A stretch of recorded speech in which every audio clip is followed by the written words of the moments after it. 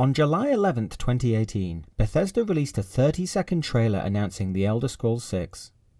The camera pans over a rocky landscape, with mountains looming in the distance as the music swells and the title card fades in.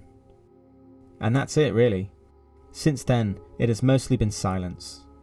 And now, this trailer is officially older than Skyrim was at the time the trailer was released. But we do know the game's been in full development since 2023, and some reports have claimed that it's currently in a somewhat playable state, though I'm going to take anything less than an official update with a grain of salt. Details are scarce, and we don't even know for sure where or when the next installment in the series will be set. But the community generally seems to agree that one province of Tamriel seems the most likely: Hammerfell, the land of the Redguards. There are a few reasons people tend to think it's Hammerfell, and though the evidence is only circumstantial, I've slowly become a believer. You can find a million Reddit posts and YouTube videos dissecting the announcement trailer, and I won't rehash it all here. But the salient point is that the landscape in the trailer seems to map onto the northern coast of Hammerfell pretty well. Though it could also be somewhere in High Rock, it doesn't much resemble the landscape of Blackmarsh, Elsewhere, Somerset, or Valenwood, the other provinces which haven't yet had a main entry. But I think the most compelling reason is that out of all of these regions, Hammerfell has had by far the least content released for it in the Elder Scrolls Online. This would make sense if Bethesda were planning to make Hammerfell the next installment, and wanted to keep ESO from potentially causing lore conflicts or otherwise muddying the waters. Bethesda will often tease their next titles within games. For example, in Morrowind's Tribunal expansion, the end of Time's cult foreshadows the Oblivion Crisis, and in Fallout 3, the quest The Replicated Man introduces the concepts of synths and the Institute. In a similar way, Skyrim may have been laying the groundwork for a Hammerfell game. During the quest, In My Time of Need, the player can either side with the fugitive Redguard Sardia, or the Alakir mercenaries led by Kamatu. This quest gives us some interesting insights into the Redguards, and the conflict between Hammerfell and the Aldmeri Dominion. Elsewhere, there's also plenty of lore explaining the current political situation in Hammerfell, and how it ended up seceding from the Empire. All in all, we know a lot more about what's going on right now in Hammerfell than most of the other provinces, and this could be Bethesda laying the groundwork for the setting of the next game. I also think Hammerfell is a good bet, because out of all the provinces that haven't had their own game, it just seems like a safe option. We've already had Cyrodiil, Morrowind and Skyrim. The trailer doesn't really look like anywhere we know about in Valenwood or Somerset. Blackmarsh and Elsewhere would probably be a little risky, as their peoples and cultures are quite alien. It might be hard to sell newcomers on a AAA game based around lizard people or catfolk. That leaves Hammerfell and High Rock as the obvious choices. I know, we've seen them in Daggerfall before, but back then they looked like this, and that was almost 30 years ago now. There's always the possibility we get a game in High Rock, or a region spanning 2 provinces, like the Iliac Bay, or even one of the provinces I've already discounted. But I'm on the Hammerfell hype train, all the way to Massa and Secunda. If I'm wrong, I'm going to look pretty dumb, but for now, let's think about what an Elder Scrolls 6 Hammerfell might actually look like. But before we continue, a quick reminder to please consider liking and subscribing to the channel. Every sub is greatly appreciated, and it really helps in the endless battle against the algorithm. Thank you.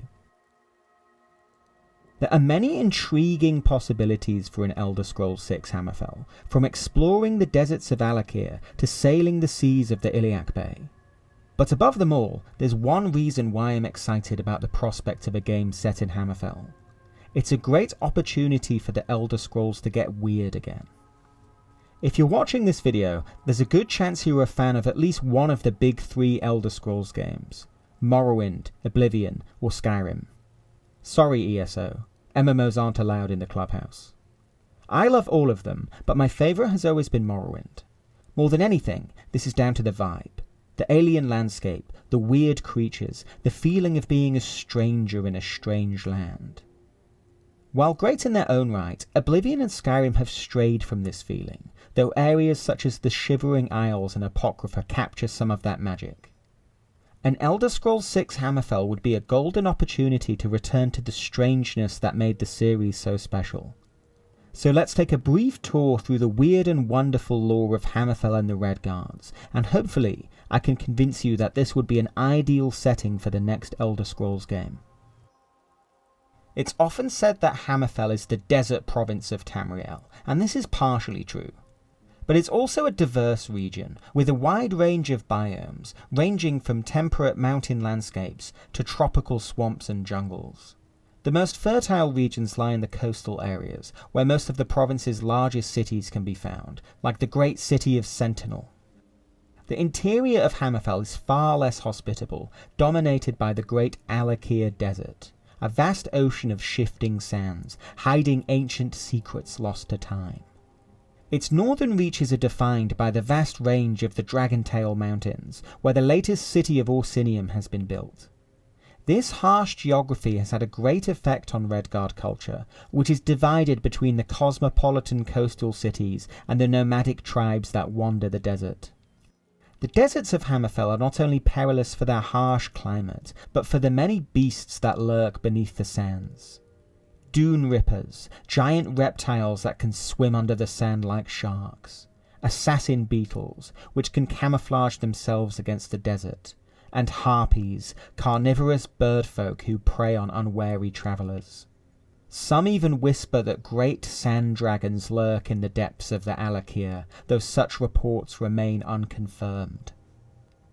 The most famous people of Hammerfell are the Redguards, but they weren't the first inhabitants of the province.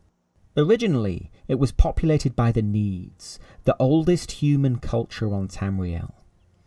In the Merethic era, the Needs gradually settled the deserts of Hammerfell, warring with tribes of desert orcs and giant goblins. So wild was the land at this time that it became known as Hegathe, meaning the Death Land. But soon it would earn another name, Volanfell. Legend holds that King Rorken, who led his clan of Dwemer out of Morrowind, flung the great hammer Volandrung across Tamriel, promising to found a new homeland wherever it landed. When the dwarves reached the Alakir and found the hammer, they looked upon a wild land, which the Needs, orcs and goblins had been unable to tame. The Dwemer built great subterranean cities beneath the desert, creating the greatest civilization that this part of Tamriel had ever seen. But in the late First Era, their entire race would mysteriously vanish from Tamriel in a single moment, and their great works were eventually swallowed up by the shifting sands. Almost a century would pass before civilization would return to Hammerfell, as great fleets of ships began to arrive from the western seas. These were the Ragada, warriors fleeing their home of Yakuda to forge a new life in Tamriel. Today, we know their descendants by another name, the Redguards. The first fleet of the Ragada landed in Hammerfell in the year 1 E780, and soon the warrior exiles had slaughtered the giant goblins of the desert and claimed the land for their own.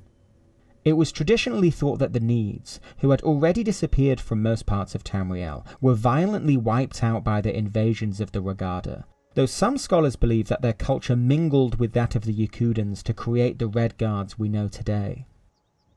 It's impossible to understand the Redguards without considering the fate of their ancestral home. Yakuda was a great desert continent, once said to have been joined with Tamriel during the Dawn Era, before being ripped away during the wars amongst the gods. The humans of Yakuda soon built a great empire with a flourishing culture, but they would eventually become embroiled in a war against their greatest foe, the Sinistral Elves, also known as the Left-Handed Elves. This war raged on for 1,000 years, but eventually the Yakudans emerged victorious, and the Sinistral Elves were scoured from the face of Nirn. The Yakudan people were not only great warriors, but also poets, mages, and scholars. Drawing on these skills, they developed a new art which combined both magical and martial elements, the Way of the Sword, or sword singing.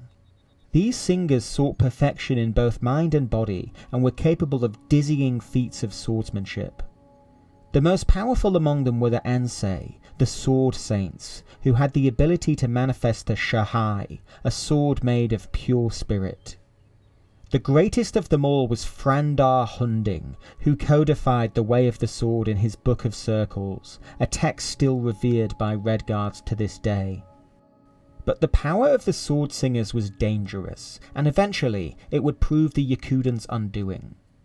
For they developed one technique which could cut the very fabric of the universe itself, the Pancrato sword. This forbidden sword stroke was said to be able to cut the atomos, the indivisible building blocks of creation, a phrase which possibly refers to splitting the atom. After a bloody civil war in Yakuda, the losing faction decided to take their enemies down with them, and they unleashed the terrible power of the Pancrata sword. This caused the continent to be devastated, and most of its landmass to be pulled down beneath the waves. From then on, the home of the Redguards was doomed, and they would need to forge a new future across the sea, in Tamriel. Though the Ansei helped the Redguards conquer Hammerfell, their arts of sword singing would eventually fall into decline. But perhaps they have not been entirely lost. The deserts of Hammerfell hold many secrets, and it's possible that some sword saints have survived.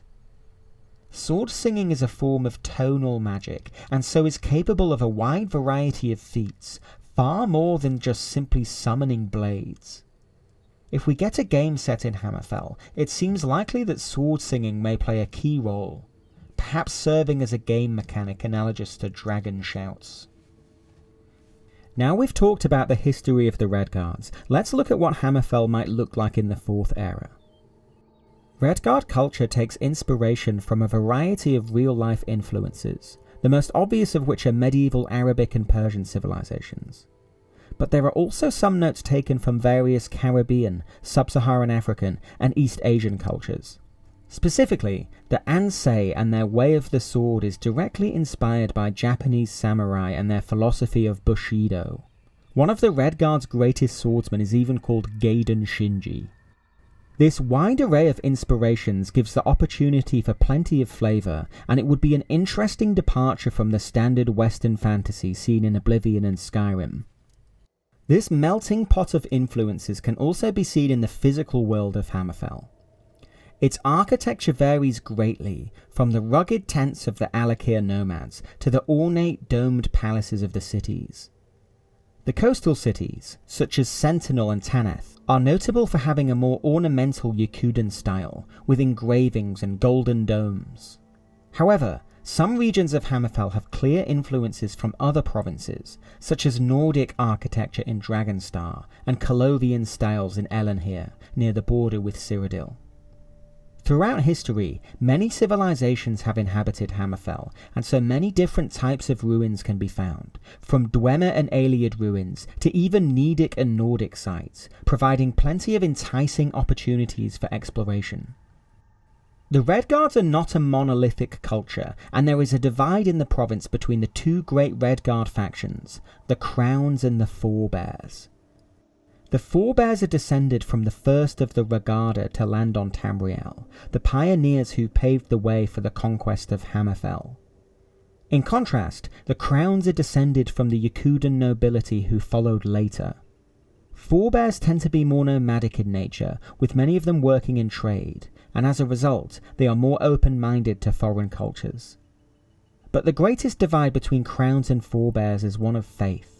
The Crowns worship the traditional Yakudan gods, such as Tall Papa and Tuwaka, whereas the Forebears worship the gods of the Imperial Pantheon, like Akatosh and Arke.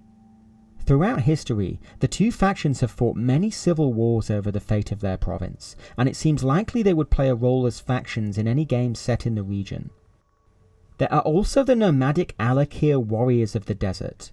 These guys are kinda like the Fremen from Dune, a series which was a huge influence on Morrowind, and I can also see it being a stylistic inspiration for a Hammerfell game. Anyway, the nomadic Redguards definitely have some interesting story potential. For example, the Ashaba tribe are famous for hunting down the undead, or rather, infamous, as the settled Redguards regard this province as taboo or unclean. As for other factions, we'll have to wait and see. Familiar favourites like the Fighters Guild and Thieves Guild operated in the province in the past, but we can't be sure if they're still around now. I wouldn't be surprised if we see some localization of factions to better explore the culture of Hammerfell, a bit like we had with the Companions in the College of Winterhold in Skyrim, though hopefully, in Hammerfell, they'll be a bit more fleshed out. There's one other faction we haven't discussed: pirates. The waters around Hammerfell, the Iliac Bay and the Abyssinian Sea, have long been contested by ships of corsairs and cutthroats, and I imagine they might reappear as enemies, or even a joinable faction. If the Elder Scrolls 6 is set in Hammerfell, or even High Rock, I strongly suspect ships will be a major new mechanic introduced to the game. Bethesda's most recent game, Starfield, had a heavy focus on ships, and though that game has its problems to say the least, the shipbuilding mechanics are very well fleshed out. I imagine some of that might carry over to the Elder Scrolls 6, but this time in fantasy form. As well as being a form of transport, I imagine ships could act as a sort of home base for the player, somewhere you can send your companions when they're not following you, for example. It also provides interesting avenues for exploration. Bethesda has put a lot of resources into developing procedural generation technology, and in Starfield that fell a bit flat, as you'd often run into repeated dungeons or points of interest. Now, I know this might be controversial, but I think limited procedural generation could benefit the Elder Scrolls 6. I know, I can already hear the pitchforks coming out, but hear me out first. The Elder Scrolls has always been strongest with its handcrafted cities and dungeons, and those should definitely be the core of the game. But in the vast expanse of the sea, or the shifting sands of the desert, it could be interesting to shuffle things around a bit. Imagine if, at the start of the game, your map of the sea had no islands marked, and you have to go out and find them all for yourself. And when you start a new playthrough, the map of the sea might be totally different, but still have those same handcrafted locations in different places. It could work the same with the Alakir, and they could even mix it up more in the desert, and have locations be buried or revealed by sand at different times. In the desert, they could also introduce some environmental hazards to make it truly dangerous to explore. Think of an area like the glowing sea in Fallout 4, just on a much greater scale. This would help to regain that sense of discovery that made us fall in love with the Elder Scrolls in the first place. There's one more aspect of the Redguards culture I'd like to touch on before we move on: religion. One aspect of Skyrim I found disappointing was the erasure of the old Nordic gods. Instead, they just made it so most citizens of Skyrim followed the 8 divines. I understand this helped to simplify things for new players, but I feel it sacrificed some of the flavour. Anyway, a game set in Hammerfell would be a great opportunity to explore the Yakudan pantheon, and they are certainly a colourful cast of characters. It all begins with Satakal the World Skin, the god of everything.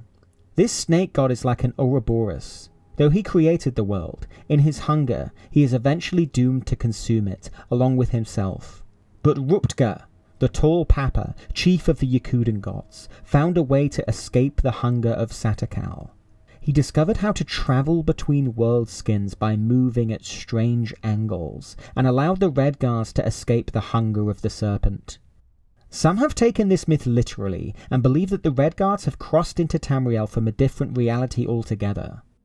Other gods of note include Tuwaka, who leads the souls of the Redguards to the afterlife of the Far Shores, and the Hunding, the Make-Way god, who sends his avatars to fight against the enemies of the Redguards.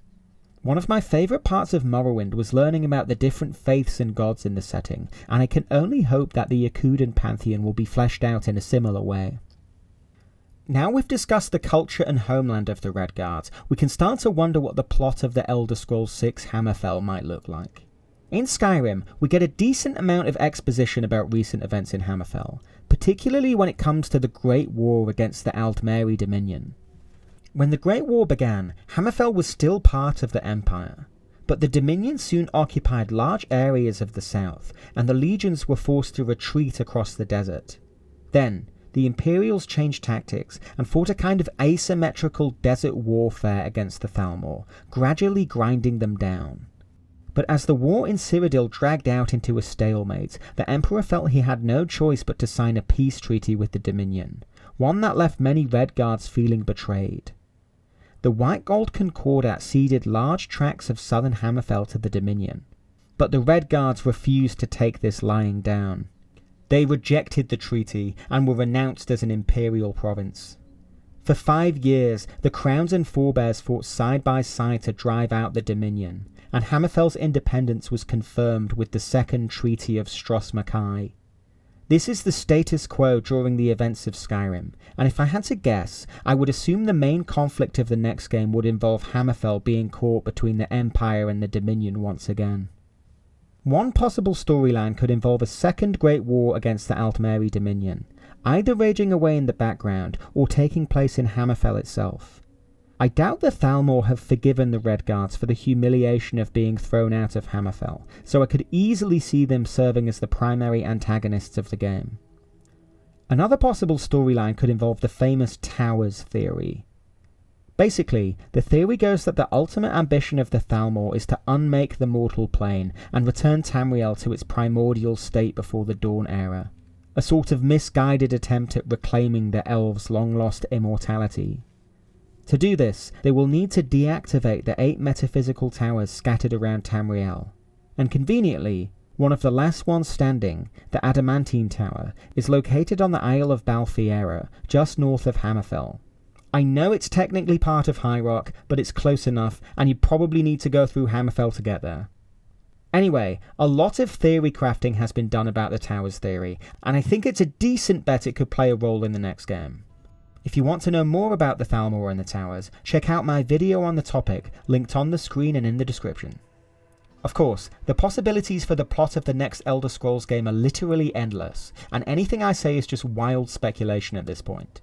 Still, I would like to discuss one other intriguing possibility, that the story could finally tackle the greatest mystery in the Elder Scrolls series: the Dwemer.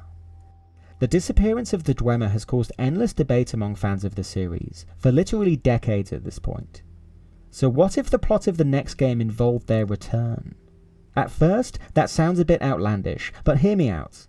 There was a renewed focus on the Dwemer in Skyrim, and we got to learn about some interesting things we didn't know before, such as their experiments on the Elder Scrolls and Ethereum. It's possible that this could have all been laying the groundwork for them to play a central role in the Elder Scrolls 6. After all, Hammerfell is home to a large number of Dwemer ruins, and a Dwemer culture that was unique in its own right, so it only makes sense to explore that. Now, I doubt we'll get anything as crazy as the whole race of Dwemer just blinking back into existence, but it's possible that, like in Morrowind, some Dwemer have endured, whether through hiding in an outer plane, or travelling forwards in time, or some other kind of magical mumbo-jumbo. And if the Dwemer themselves do not make an appearance, then it's possible that their artifacts might, and one of them in particular.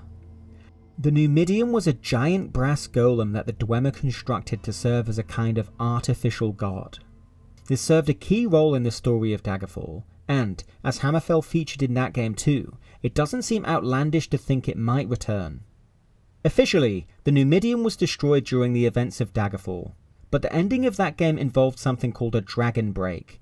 Essentially, that's when time falls apart, allowing multiple contradictory events to happen all at the same time.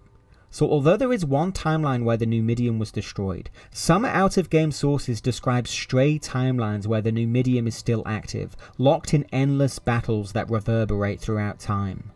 If the Numidium were to return, it would be an apocalyptic threat, and whoever gained control of it would surely decide the future of Hammerfell and the whole of Tamriel. There's one other reason I'd love to see the next game set in Hammerfell: the Orcs.